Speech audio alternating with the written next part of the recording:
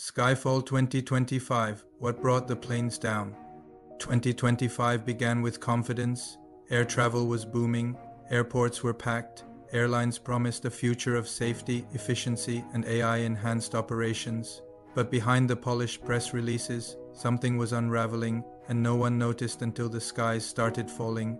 July 21st, Dhaka, Bangladesh. The pilot, too, more than 170 others were injured.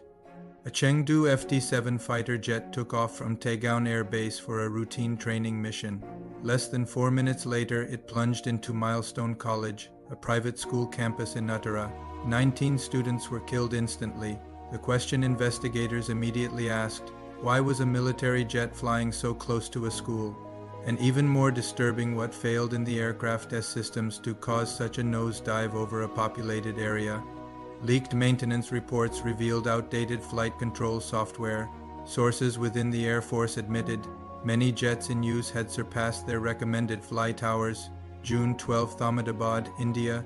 Air India Flight 171, a Boeing 787 Dreamliner, took off at 6:38 a.m.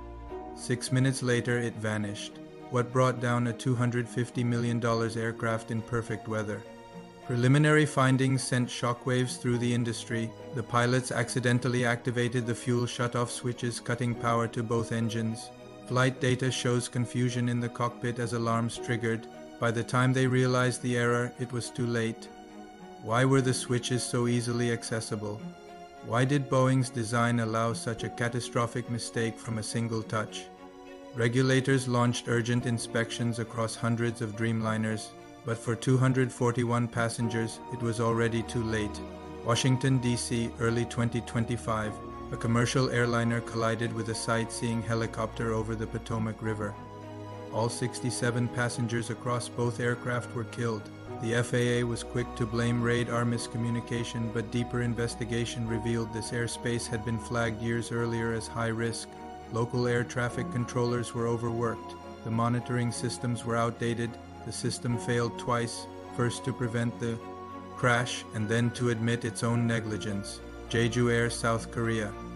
A bird strike after takeoff, one engine damaged, but the fatal moment came when the pilots under pressure shut down the wrong engine. They turned off the still working power source. Investigators found the airline's emergency protocol training hadn't been updated in 5 years. Simulators didn't even replicate dual engine failure scenarios. And once again, the human error was enabled by poor preparation, not poor people. February 6th, Alaska. Bering Air Flight 445 went missing. No distress call, no signal, just silence. The plane, a single-engine Cessna Caravan, was found 19 hours later shattered on the ice. Why was it cleared to fly in a snowstorm rated extremely hazardous?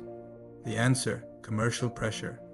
Eyewitness testimony from airport staff confirmed that management pushed pilots to take off despite warnings from NOAA. June 21, Santa Catarina, Brazil. A hot air balloon caught fire mid-air, 8 died. The pilot had warned about a propane tank leak days earlier. No one acted.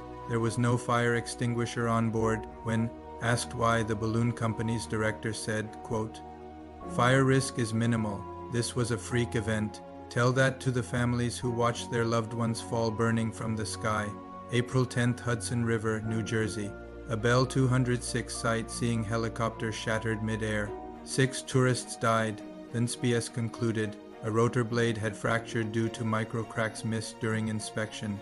The helicopter was 34 years old. FAA documents later revealed the maintenance logs had been falsified. The pattern in each case, different aircraft, different countries, but one chilling pattern: neglect, miscommunication, under-regulation.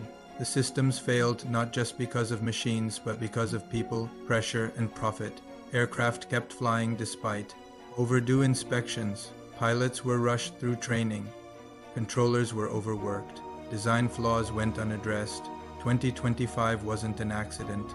It was the natural result of cut corners and ignored warnings. Conclusion: aviation promises safety, but when oversight weakens and accountability disappears, even the sky becomes dangerous. The victims of 2025 paid the price for mistakes they never made, and the most haunting question remains: what did we learn? Or are we still waiting for the next flight to fall?